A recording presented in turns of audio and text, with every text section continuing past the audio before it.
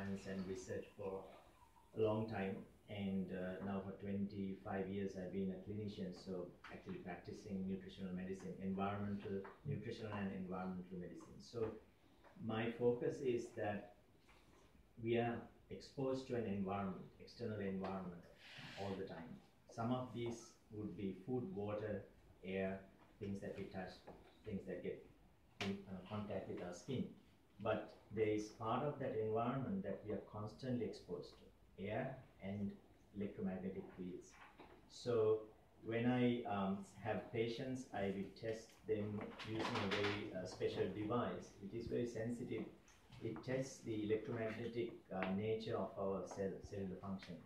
This was developed by a German doctor about maybe 40, 50 years ago, a physician called Dr. Ranga, and he wanted to test the existence of acupuncture meridians.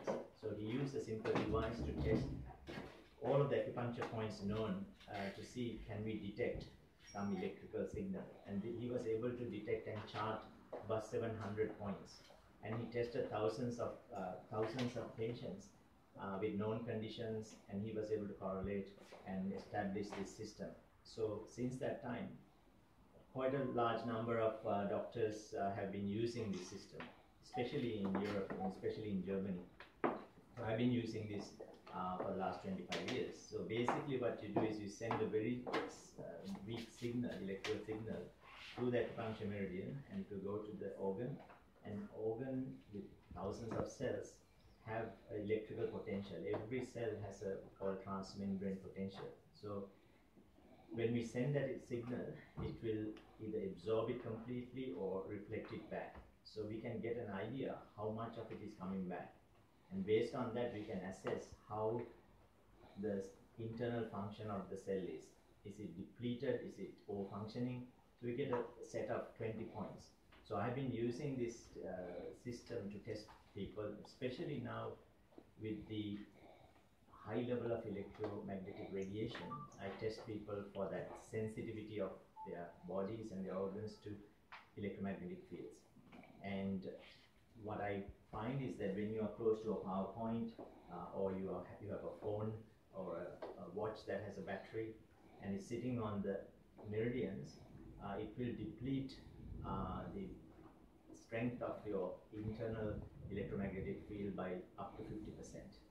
And it's a very sensitive device, so we can test and get an idea of what's happening when you're close to a power point or any kind of electrical field. So I find that 99% of the people I see have this sensitivity. So you can imagine that you have a power point near your bed, and that's radiating about 0.5 meter of very toxic high-level radiation. So you're sleeping for say 8-9 hours, you're bathed in this field. So no wonder most people get up and say, I'm tired. When I wake up in the morning, I'm tired throughout the day. And they go to the office and work with computers where you're surrounded by, again, electrical fields. So when I found out about Helo, I had been looking into wearable technology. Part of the reason was that I have a lot of patients with dementia, Alzheimer's. They are in different locations, and I cannot always access them.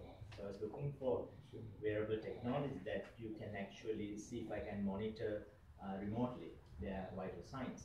But there wasn't really anything available. And when I found out about this, I thought, perfect timing, this is fantastic.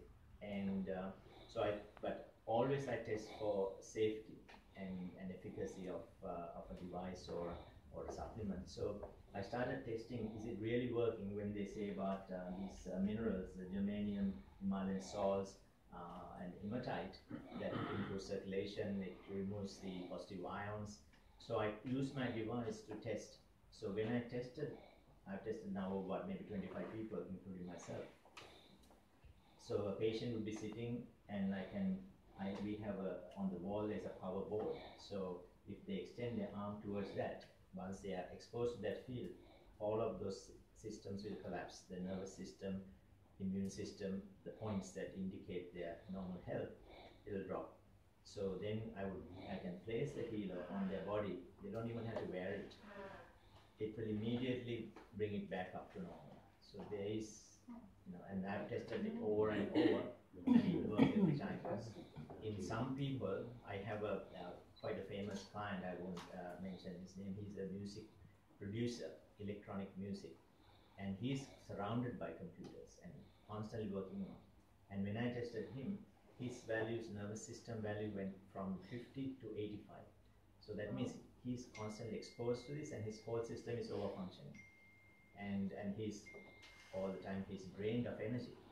So I placed the Helo on his body, immediately brought it back to normal. Wow. Every system. And he said, I'm going to buy 10 and create a headband and wear it in my, because he said he's constantly, and also when you're traveling in their buses, they're going on US tours, constantly exposed to electronics. One of my personal experiences is we bought a new car about a few years ago, and within about 10 minutes of driving, I could feel this heat on my leg. I thought, cannot be the engine or anything heat, just the air conditioning. And it was the electronics, the electrical field. So when I tested it, so I didn't test it for about 6 months. Every day it's the feeling of this heat, and eventually started giving me some pain on my foot. And at that point, I tested using a measurement device. The field was coming up to my waist. That is toxic. So what can you do? So some cars have less, some cars have more. Some cars have a field extending beyond the car, about half a meter. So the longer you drive, more expensive, more electronics. Yeah. So this is so with the Helo, we are constantly wearing it. And when I tested myself, or you can do, because it's a mobile device. This is the device I use, and you can take it anywhere and test. So if I test myself inside the car, I can see. And when I have the Helo, it stops. Wow. So I'm very good. And for the company for coming up with this futuristic technology, and I can think of hundreds of applications with this kind of device in wearable technology. So we are really ahead of time. So at the moment, I know at least a couple of companies who are looking into the blood glucose testing, but they are way behind. So I cannot wait until November to get that function going, because some of the patients I have, they have dementia, and they still can walk around and come and see me, but